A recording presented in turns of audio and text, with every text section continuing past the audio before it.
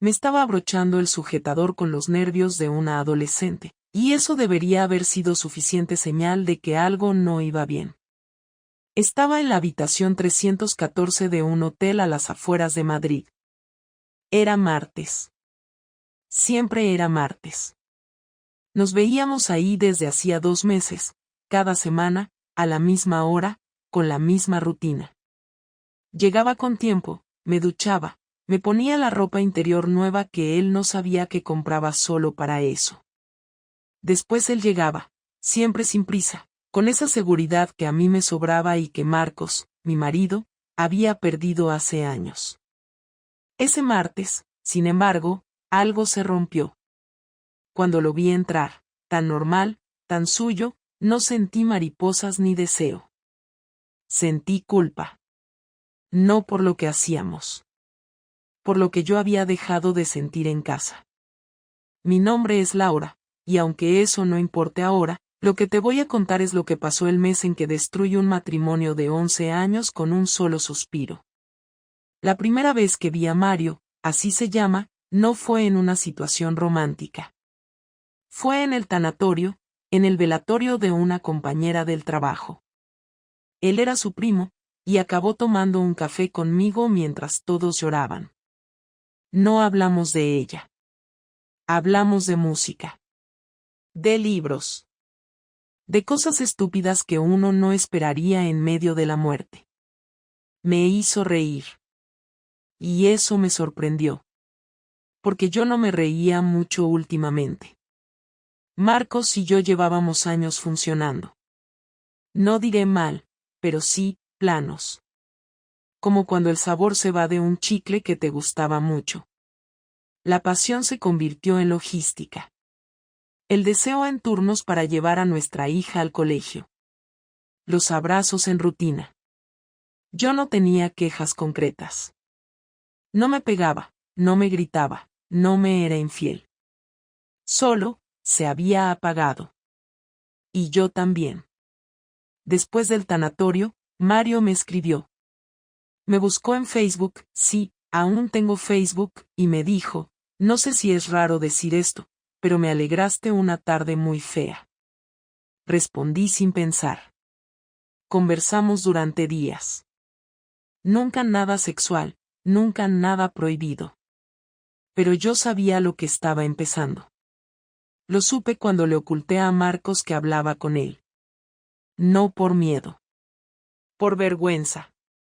Cuando Mario me propuso vernos solo para tomar algo, dije que no. La primera vez. La segunda, también. Pero la tercera, acepté. Fuimos a un bar pequeño en Lavapiés, y hablamos durante 3 horas. Cuando me despedí, él me besó en la mejilla. Nada más. Pero su mano se quedó un segundo de más en mi espalda. Y yo no retrocedí. La semana siguiente fue la primera vez que fuimos al hotel. Ahora, cada martes me encontraba allí. Cada vez más segura de lo que hacía, y a la vez más rota. Volvía a casa oliendo a gel de hotel barato y a mentiras. Pero ese martes fue distinto. Después de acostarnos, Mario se durmió. Yo me quedé mirando el techo, con el edredón subido hasta el cuello, pensando en Marcos.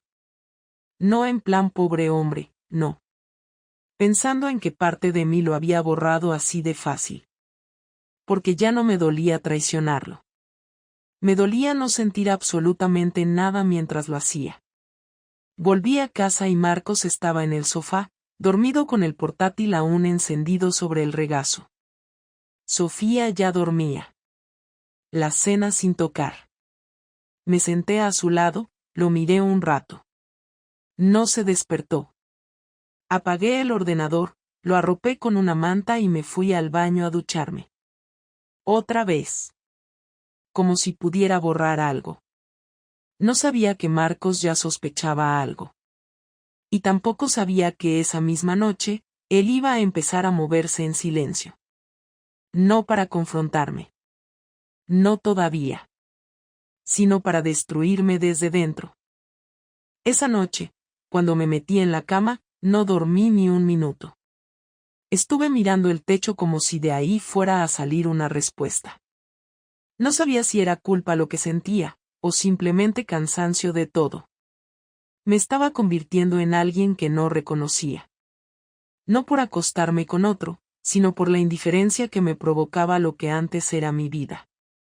Me levanté 2 veces para ver si Sofía dormía, y la vi abrazada a su peluche, tranquila, en su mundo. Pensé en que ella era lo único que todavía me conectaba con algo parecido al amor. Me pregunté qué pensaría de mí si supiera todo. Después miré a Marcos, que dormía como si no pasara nada, y recordé cómo hace unos años me acariciaba el pelo cuando no podía dormir. Ahora, si me desvelaba, me daba la espalda sin darse cuenta. La mañana siguiente todo parecía normal. Me levanté, preparé el desayuno, me duché otra vez porque no soportaba el olor de la ropa que me había puesto en el hotel, y fui a trabajar. Nadie me preguntó nada.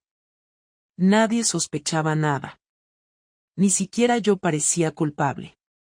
Pero dentro sabía que estaba cerca de algo que no se podía sostener mucho más. A mediodía, Mario me escribió. Un mensaje corto, un todo bien, al que no respondí de inmediato. No porque no quisiera, sino porque ya empezaba a pensar que tal vez era una tontería seguir.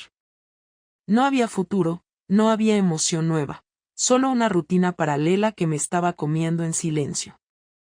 Cuando llegué a casa, noté algo diferente. No algo evidente, pero Marcos no me preguntó cómo me había ido el día. No se levantó del sofá, no me saludó con beso, no me dijo nada. Sofía estaba en la habitación, pintando. La mesa estaba puesta pero la comida no estaba lista. Me pareció raro, porque siempre que él llegaba antes, lo tenía todo preparado. Me acerqué a él y le dije, ¿no vas a comer? Me respondió sin apartar la vista de la pantalla, no tengo hambre. Me senté frente a él y esperé, como si algo más tuviera que pasar. Pero no pasó nada. Así que me levanté, serví la comida y comí sola. Ni siquiera encendí la tele. Solo comí en silencio, con la sensación de estar en una casa ajena. Durante los siguientes días, Marcos empezó a actuar raro. No me hacía preguntas, no me pedía favores, no hacía bromas, no mencionaba planes. Parecía que todo le daba igual. No era agresivo, no era grosero. Simplemente había desaparecido emocionalmente. Yo pensaba que tal vez estaba estresado, que algo del trabajo lo estaba afectando, o que simplemente se había cansado de mí. Llegué a pensar que él también tenía a otra. Pero nunca lo vi salir con ropa especial, ni arreglarse, ni escribir en el móvil más de lo habitual. Aún así, algo me incomodaba. Había una calma que no era normal, como si todo estuviera en pausa. Una noche, después de ver una serie sin mirarnos, apagué la tele y le pregunté directamente, ¿estás bien? Me miró como si no entendiera la pregunta. Después dijo, sí, ¿por qué? Respondí que lo notaba distante. Él se encogió de hombros y volvió a mirar el móvil. No insistí. Pero ahí supe que algo estaba ocurriendo. No conmigo. Con él. Lo que no sabía era que Marcos llevaba 3 semanas reuniendo información. Una compañera suya del trabajo, cuyo marido es policía, le estaba ayudando a comprobar datos, a revisar registros de entradas en hoteles y cámaras de seguridad. No tenía pruebas de nada aún, pero las sospechas lo estaban guiando. No me había confrontado porque quería estar seguro. Tampoco por cobardía, sino porque no quería darme la oportunidad de mentir. Estaba esperando el momento exacto. Me enteré de esto después, mucho después. En ese momento, solo intuía que algo estaba cambiando. Su actitud me hacía sentir expuesta, como si ya no tuviera control. Yo me creía en ventaja. Pensaba que él ni se lo imaginaba. Pero estaba equivocada. Completamente. El martes siguiente no fui al hotel. Le dije a Mario que no podía. Me inventé una excusa de trabajo. Él no insistió, pero se notaba molesto. Me hizo preguntas que no respondí. Yo tenía otras cosas en la cabeza. Me preocupaba más lo que pasaba en casa. Pensaba en Marcos cada vez más. No por amor, sino por miedo. Empecé a revisar sus movimientos, a buscar alguna pista de si él sabía. Le miré el móvil mientras se duchaba, y no encontré nada extraño. Revisé su historial en el navegador, y nada. Ni una búsqueda sospechosa. Pero la forma en que me miraba, ya no era natural. Era como si me analizara todo el tiempo. Esa misma semana pasó algo que me dejó helada. Al llegar a casa el viernes por la tarde, noté que faltaban cosas. Marcos tiene un cajón donde guarda papeles importantes. Siempre ha sido suyo, nunca lo toco. Estaba abierto. Vi que faltaban carpetas, y al preguntar, me dijo, estoy organizando todo. Quiero digitalizar los documentos. No le di más vueltas, pero fue la primera vez que me temblaron las manos en meses. Por dentro, supe que estaba mintiendo. Marcos no digitaliza nada. Es un desastre con la tecnología. Entonces me di cuenta de que lo que había desaparecido no era solo el cariño. Era la confianza. Y su silencio ya no era casual. Era calculado. Esa noche le propuse salir a cenar, solo los dos. Hacía más de un año que no hacíamos eso. Él aceptó con una tranquilidad que me descolocó. Salimos a un restaurante pequeño en el centro. Durante la cena, habló de todo menos de nosotros. Del trabajo, de Sofía, del vecino nuevo. Me sonreía como antes. Pero había algo en sus ojos que ya no estaba. Cuando terminamos, dijo, ¿quieres que demos una vuelta? Asentí. Caminamos por calles vacías, en silencio. Cuando estábamos por llegar al coche, me miró y me dijo, ¿tú crees que somos felices? No supe qué decir. Respondí con una pregunta. ¿Por qué lo preguntas? Me encogí de hombros. Él contestó, no sé. Me pareces distante. Quería saber si es cosa mía. Le dije que no, que solo estaba cansada del trabajo, que necesitaba vacaciones. Mentí como lo había hecho tantas veces. Y él me creyó. O al menos, eso aparentó. Esa noche me acosté pensando que tal vez no era tan grave. Que podía frenar todo a tiempo. Que tal vez Marcos solo tenía un mal mes. Que si dejaba de ver a Mario, todo volvería a su lugar. Pero la verdad es que ya era tarde. Marcos ya lo sabía todo. Lo tenía documentado. Y mientras yo dormía, él escribía. Planificaba. Preparaba lo que sería la mayor humillación de mi vida. Y yo, idiota de mí, pensaba que él era el ingenuo. La confrontación llegó una noche cualquiera, sin anuncio, sin ruido, sin una gran discusión previa. Marcos esperó a que Sofía estuviera dormida y me pidió que bajara con él al garaje porque quería enseñarme algo del coche. No era raro. Él siempre ha sido de fijarse en cada detalle, de obsesionarse con cualquier sonido extraño, con la batería, con el aire acondicionado. Yo bajé sin pensar en nada extraño. Era un martes, una semana después de que cancelara mi encuentro con Mario, y sentía que todo en casa estaba un poco más tenso, pero nada que no pudiera sostenerse con silencio. En el garaje no había ningún coche abierto ni maletero levantado. Me miró directamente, con los brazos cruzados, y dijo solo 2 palabras. ¿Te sientas? No pregunté por qué. Me senté en la silla plegable que siempre dejábamos ahí. Él se mantuvo de pie. Me miraba como si no supiera por dónde empezar. Y entonces lo hizo. Con voz firme, sin levantar el tono, sin hacer drama, empezó a hablar. Laura, sé lo del hotel. Sé lo de los martes. Sé quién es él. Tengo los registros, las reservas, las cámaras, todo. No te estoy preguntando. Te lo estoy diciendo. Yo no reaccioné. No dije ni una palabra. Me quedé mirándolo, con una mezcla de vergüenza y rabia. No por lo que había hecho, sino porque me hubiese descubierto. Fue el silencio más largo que recuerdo. Y él no se movía. Solo esperaba que dijera algo. Lo primero que salió de mi boca fue una mentira. No es lo que piensas. Lo dije como un reflejo, como si fuera lo único disponible en ese momento. Él sonrió, pero no era una sonrisa de burla, ni de tristeza.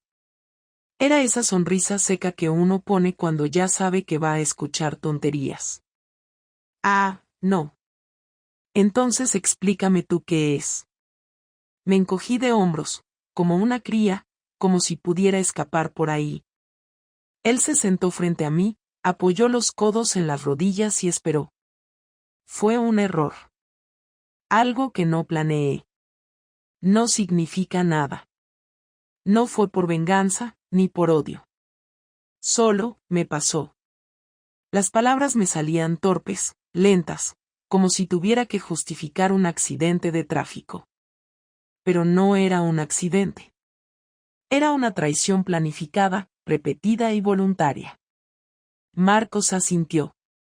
¿Cuánto tiempo llevas viéndolo? Le mentí otra vez. Dije que solo un par de veces. Él sacó del bolsillo una carpeta doblada y me la entregó. La abrí con manos temblorosas. Dentro había copias impresas de los registros del hotel, capturas de pantallas, nombres, fechas, incluso una foto de Mario entrando por la misma puerta que yo, en días distintos. Me ardió el estómago. Era imposible negar algo así. No dije nada. Él tampoco. Esperó que mirara cada hoja. Y cuando cerré la carpeta, habló otra vez. ¿Lo amas? Esa pregunta me descolocó más que todas. No por lo que implicaba, sino porque nunca me la había hecho ni yo misma. Respondí sin pensar, no lo sé. Él se rió. Claro que no lo sabes. Ni siquiera sabes por qué empezaste esto, te aburriste, te sentiste invisible, te sentías sola, te olvidaste de que tenías una hija. Porque, Laura, no solo me engañaste a mí. Esto es un paquete entero. No puedes traicionar a uno sin afectar a todos. Su tono seguía bajo, pero cada palabra pesaba. No necesitaba gritar para destruirme. Yo me deshacía por dentro con cada frase.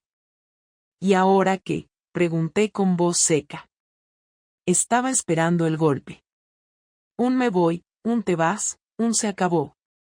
Pero no llegó. Marco se levantó, caminó unos pasos hacia el coche y volvió. Me miró y dijo, eso lo decidirás tú. Pero yo ya hice mi parte. No necesito que me expliques nada más. No me interesa tu historia con él. No quiero detalles. No me importa si fue sexo, cariño o simple aburrimiento. Lo que me interesa es lo que vas a hacer ahora. No por mí. Por nuestra hija. Por ti, si es que todavía te queda algo de dignidad. No supe qué decir. Quise llorar, pero no me salían lágrimas.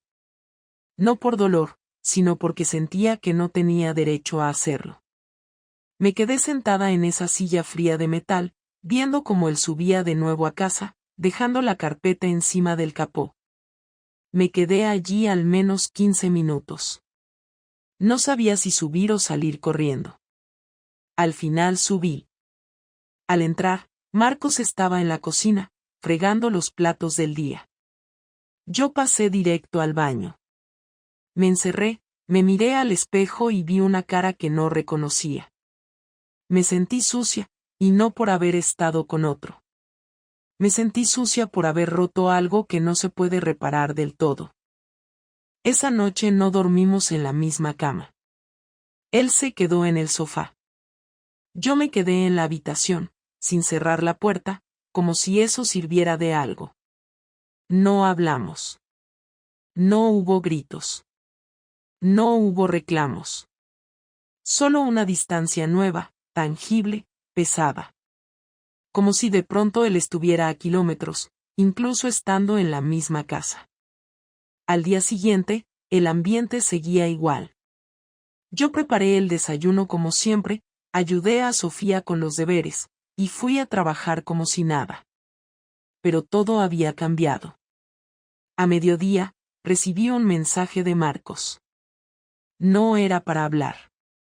Era para avisarme de algo. Esta noche, cuando Sofía se acueste, quiero que hablemos bien. Esta vez sin mentiras. Si no vas a decir la verdad, mejor ni empieces. No respondí. Solo supe que el siguiente paso iba a doler más. Esa noche, cuando Sofía se acostó, sentí que el aire en la casa se hizo más denso. No había discusión todavía, pero se notaba que estaba cerca, como cuando sabes que algo va a explotar aunque nadie haga un gesto brusco. Marcos apagó la tele, se levantó del sofá y fue a la mesa del comedor con una calma que me asustó más que cualquier grito. Me dijo que me sentara frente a él y esperó a que lo hiciera. No había enojo visible en su cara, estaba serio, tranquilo y ordenado. Demasiado tranquilo. Y esa tranquilidad me daba miedo porque sabía que ya no estaba improvisando, sino siguiendo un plan. Yo no tenía ninguno. Lo primero que dijo fue directo. Ya sé todo. Lo que no sé es si eres consciente del desastre que has provocado. Lo que sí sé es que no puedes seguir fingiendo que aquí no ha pasado nada. No voy a hacer un espectáculo, no voy a gritar, no voy a pegar a nadie, y no voy a perseguir a ese tipo. Pero tampoco voy a seguir siendo tu esposo en silencio. Me preguntó entonces una frase que me sonó como una sentencia. ¿Quieres salvar esto o ya has decidido otra vida? Yo no sabía qué responder. No era amor lo que sentía por Mario, pero tampoco estaba segura de que pudiera volver a mirar a Marcos como antes. Le dije lo único que pude decir: no quiero perder a mi familia. Era verdad, pero también era una forma de pedir tiempo sin admitir nada. Marcos lo entendió como una evasiva y me lo dejó claro. Ya no tienes tiempo. Hoy se decide todo. Me levanté para preparar una infusión porque necesitaba hacer algo con las manos y él me impidió moverme.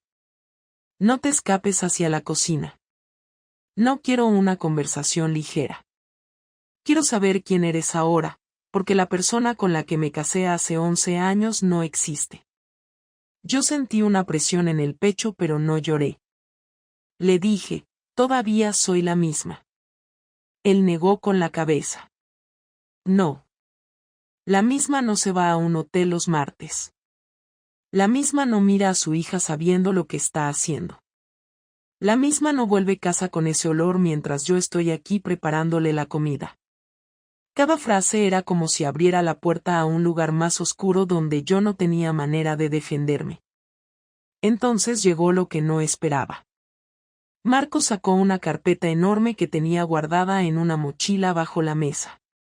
La abrió y dentro había documentos, fotografías de entradas al hotel, listas de llamadas cruzadas, datos de fechas, impresiones ordenadas cronológicamente. Había capturas sobre reservas hechas a nombre de otra persona pero siempre pagadas con mi tarjeta, incluso datos bancarios. Todo tenía fecha y hora. También estaba mi cara en un par de imágenes en la entrada, sacadas de cámaras. Yo solo pude decir: no sabía que existía todo esto. Marcos respondió sin emoción. Claro que no lo sabías. Tú solo estabas ocupada en no ser detectada. Yo estaba ocupado en que no te dieras cuenta de que ya lo sabía. Abrí la carpeta y la revisé con una vergüenza silenciosa. No podía negarlo. Era yo, era real, era imposible revertirlo. Cuando terminé, él hizo algo más. Encendió el portátil y conectó el altavoz. Parecía otra conversación normal hasta que vi que abrió un documento de audio. Le pregunté qué era y respondió sin rodeos. Una conversación entre tú y él en la puerta del hotel. Un taxista grabó parte de lo que hablasteis sin querer al dejar activo el micrófono cuando se bajaron.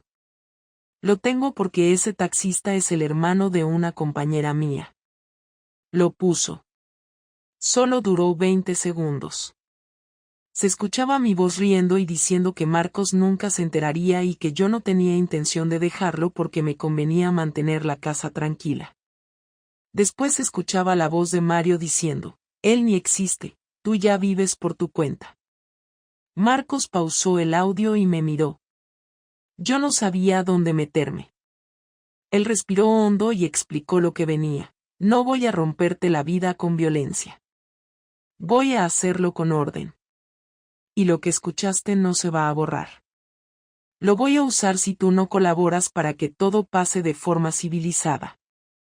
Si quieres proteger a Sofía, más te vale empezar a pensar en ella en lugar de en ti misma. Yo me quedé muda. Por primera vez desde que todo comenzó tuve verdadero miedo. No miedo de perder el matrimonio, sino miedo de perder a mi hija y de verme señalada por todos. Marcos siguió hablando. He hablado con un abogado. No te lo voy a poner fácil, pero tampoco voy a impedir que tengas relación con Sofía. Sin embargo, si decides seguir con ese tipo o intentar ocultar cosas, sacaré todo lo que tengo. Todo. Y no solo a nivel familiar. Varias personas ya saben parte de lo ocurrido. No hay marcha atrás, ya no es solo secreto mío. Yo sentí un golpe seco en el estómago. Le pregunté si se lo había contado a su madre o a la mía. Dijo que no, pero que la psicóloga del colegio de Sofía estaba informada porque era obligatorio explicar la situación familiar para cualquier eventualidad emocional. Ese gesto me pareció lo más duro. No por la psicóloga, sino porque él estaba pensando 2 pasos por delante de mí. Me dio 2 sobres. Uno era un borrador de acuerdo de separación y custodia compartida. El otro era una carta que había escrito él para la familia explicando todo. Me dijo, este sobre se envía si tú decides mentir otra vez o si decides continuar con lo que estabas haciendo. Yo no voy a rogarte fidelidad. O paras ahora y lo arreglamos de forma limpia o esto se vuelve público. Yo no pude ni responder. Sentía que el aire no entraba. Traté de defenderme diciendo que podía cambiar, que podía dejar todo atrás, que tal vez era solo un momento de confusión. Él me cortó. No me interesa lo que sientas. Me interesa lo que te queda por hacer. Ya no creo en lo que dices. Solo voy a creer en lo que hagas. Durante el resto de la noche no hubo gritos, pero la tensión fue tan real que no pude estar sola sin temblar. Revisé los papeles, intenté pensar con la cabeza fría. Llegué a entender claramente que sus palabras eran un ultimátum real. No estaba exagerando. Estaba listo para hundirme si yo decidía seguir por otro camino. No quería venganza vacía, quería consecuencias reales. Yo había cruzado una línea y ahora él tenía el poder de decidir cómo pagarla. Ese fue el castigo más duro, él no perdió el control, lo tomó. A las 2 de la mañana le dije que necesitaba tiempo para pensar. Él respondió, tienes hasta el viernes. No más. Se levantó, guardó el portátil y la carpeta, y se fue a dormir. Yo me quedé sola en la mesa del comedor, sintiéndome como una invitada en mi propia casa. Me quedé allí hasta que amaneció. Y por primera vez pensé seriamente en irme. No por él. Por vergüenza. La mañana del viernes llegó con esa incomodidad seca que arrastra todo lo que uno hace. Me levanté sin despertador, apenas dormí 1 hora. No desayuné. No pude tocar la comida. Sofía comió en silencio, notando que algo raro seguía en el aire, pero sin decir nada. Le preguntó a Marcos si podían ir al parque después del colegio, y él le respondió que sí con una sonrisa normal, como si todo estuviera bien. Ella no lo notó, pero yo sí. Esa sonrisa no era natural, era una sonrisa diseñada para protegerla del caos que estaba por venir. Yo la acompañé hasta la puerta, me agaché para ajustarle la cremallera del abrigo, y me dijo, ¿estás triste? No supe qué decirle, así que le dije, estoy cansada, nada más. Asintió y se fue saltando, sin mirar atrás. Volví al salón y Marcos ya estaba sentado en la mesa, con su portátil abierto, pero sin escribir nada. Me senté enfrente. No hizo falta que dijera nada, él cerró el ordenador con calma, lo puso a un lado y me miró. Dijo solo, ¿y bien? Me costó empezar. Pensé en todo lo que tenía que decir y al final dije algo simple. No lo he vuelto a ver. No le he escrito. No quiero seguir. Él no reaccionó. Me observaba con esa cara que ya no mostraba rabia ni decepción, solo evaluación. Le dije que había entendido todo, que lo había pensado bien, que no iba a poner en peligro a Sofía ni a mí misma por algo que ni siquiera sabía explicar. Le hablé de arrepentimiento, aunque no usé esa palabra. Solo dije que si pudiera borrar los últimos meses, lo haría. Que no fue una aventura por amor, ni por rebeldía, sino por una especie de insatisfacción que me cegó. Él me escuchó, sin moverse. Me costaba leer su cara. No sabía si me creía o si solo estaba esperando que terminara para cerrar el tema y pasar a otra cosa. Cuando acabé, se inclinó hacia adelante, apoyó los codos en la mesa y me dijo, «Tú sabes que yo te amaba, ¿verdad?» No supe qué responder. Bajé la mirada. Dijo entonces, «Y lo peor de todo esto no es que me hayas engañado. Es que ni siquiera intentaste salvarnos antes de romperlo todo. No hablaste, no pediste nada, no dijiste que estabas mal. Solo decidiste otra cosa y seguiste con tu vida». Yo intenté justificarme, diciendo que no sabía cómo hacerlo, que todo parecía estable y no sabía cómo romper esa rutina sin destruirlo todo. Pero él me interrumpió, «No fue la rutina la que rompiste, fue a mí. No tenías que ser feliz todos los días, ni tener mariposas todo el tiempo. Tenías que hablar. Y no hablaste». Se hizo un silencio incómodo.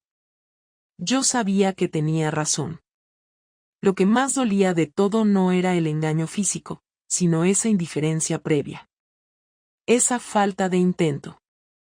Él siguió, «Ahora que dices que vas a cortar todo, bien. Pero no me digas que quieres que volvamos a estar como antes, porque eso no va a pasar. Yo ya no puedo ser el mismo. Tú tampoco lo eres. Y lo que tuvimos ya no existe. Podemos quedarnos por Sofía, podemos repartir los días, podemos incluso ir a terapia, si quieres. Pero pareja, como antes, eso no va a volver». Yo no podía discutir eso. No había forma de recuperar lo que maté. Entonces pregunté, «¿Qué quieres que hagamos ahora?» Él sacó del sobre el borrador de separación y lo deslizó hacia mí. «Quiero que lo revises, que lo leas tranquila, y que lo firmemos con calma la semana que viene. No quiero escándalos, no quiero peleas, no quiero abogados tirándose cosas. Quiero lo mejor para ella, y eso ahora implica que vivamos separados sin convertir esto en una guerra». Sentí una punzada en el pecho. Le pregunté, «¿Y si quiero quedarme aquí?» Marcos no levantó la voz ni un milímetro. Dijo, «No vas a quedarte aquí como si nada hubiera pasado. Si quieres que Sofía viva contigo, podemos hacer turnos justos. Pero no vas a dormir cada noche en esta casa como si esto fuera solo una crisis pasajera». Entonces me rendí. Le dije que aceptaba, que lo iba a firmar. Le pregunté si de verdad no había posibilidad de volver, ni en un futuro, cuando todo se calmara. Él se rió, sin ironía, y me dijo, no. No porque no pueda perdonar, sino porque no quiero pasarme los próximos 10 años preguntándome si te estás aburriendo otra vez. No quiero mirar el reloj cada martes ni revisar tus movimientos. No quiero esa vida. Y tú tampoco la quieres. En ese momento lo supe. Ya no había marcha atrás. Ni aunque él cambiara de opinión, ni aunque yo me arrastrara. La puerta se había cerrado y yo la había empujado hasta encajarla del todo. Pasamos el resto del día sin hablar. Preparé la cena para Sofía. Él la fue a buscar al colegio.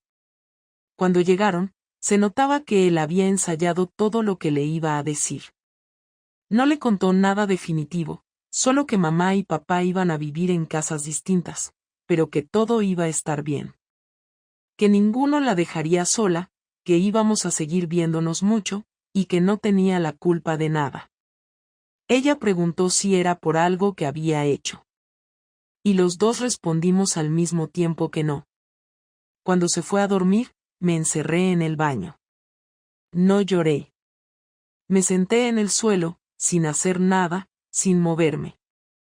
Me miré al espejo una vez. Solo una. Y no vi a la mujer de antes. Cuando salí, Marcos ya estaba en su cuarto.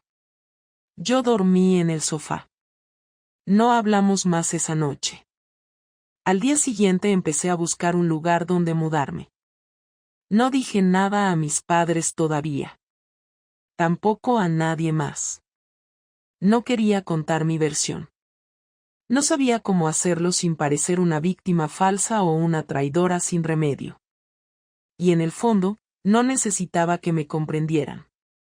Porque por primera vez en mucho tiempo, entendía perfectamente lo que yo misma había provocado. Han pasado 3 semanas desde que me fui del piso. No fue fácil encontrar dónde vivir, no solo por el precio de los alquileres, sino por la sensación de que estaba dejando atrás una parte de mi vida que no tenía vuelta. Me instalé en un pequeño estudio en Getafe, con lo justo, una cama, una mesa, una silla y un armario viejo. No necesitaba más.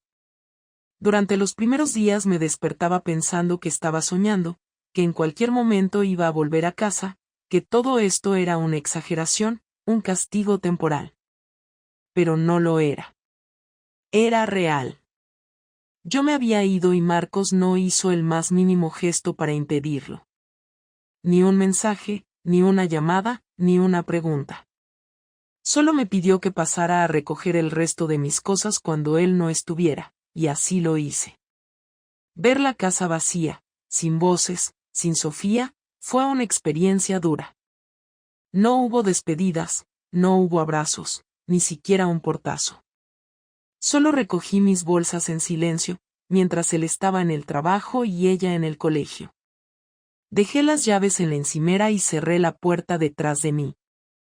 Esa fue la última vez que pisé lo que durante 11 años fue mi casa. Desde entonces, las visitas con Sofía han sido cordiales. La veo los fines de semana y algunos miércoles por la tarde. Marcos me la entrega con la misma expresión con la que uno entrega una mochila olvidada, sin emoción, sin intención de prolongar la conversación. Ella se adapta, o al menos eso parece. No pregunta por qué no volvemos a estar juntos. No insiste. Solo vive entre 2 casas como si hubiera nacido sabiendo que así era la vida. Me parte el alma verla tan callada. Pero no puedo pedirle que reaccione distinto cuando ni yo misma sé cómo hablarle sin que se me note todo lo que me pesa. He tenido tiempo para pensar, para poner todo en orden. He repasado una y otra vez los errores, las decisiones, los momentos que ignoré por comodidad. Y no es que ahora me sienta mejor por haberlo reconocido, porque saber en que fallaste no borra el daño, solo lo ubica. En estos días he aprendido que hay cosas que no se reparan con palabras, ni con disculpas, ni con promesas. Lo destruido, una vez hecho, no siempre se puede reconstruir.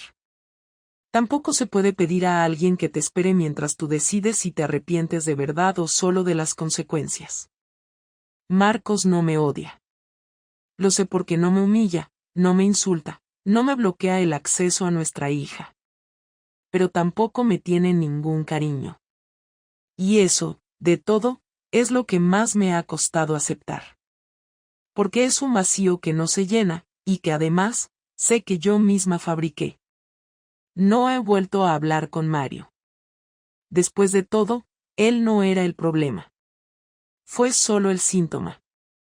Ni siquiera me atrevería a escribirle. No porque le tema, sino porque sería una forma de seguir negando lo que pasó. Volver a buscarlo sería como intentar justificar que lo hice por algo que valía la pena, y no fue así. Lo hice por estupidez, por negligencia emocional, por cobardía. Me engañé a mí misma creyendo que merecía algo más, cuando lo que tenía ya era suficiente. Y lo tiré por aburrimiento disfrazado de deseo. El otro día, mientras Sofía dibujaba en mi nueva mesa, me preguntó si estaba feliz. No lo dijo con reproche, lo dijo como si necesitara confirmar algo. Le dije que estaba bien, y ella respondió, papá también dice que está bien, pero ahora duerme mucho en el sofá. Me quedé sin palabras. No supe qué hacer con eso. No podía preguntarle más sin meterla en un lugar incómodo. Solo sentí y le pedí que me mostrara su dibujo. Dibujó 2 casas. Una más grande que la otra. En una estábamos ella y yo. En la otra, ella y Marcos. No había más personas.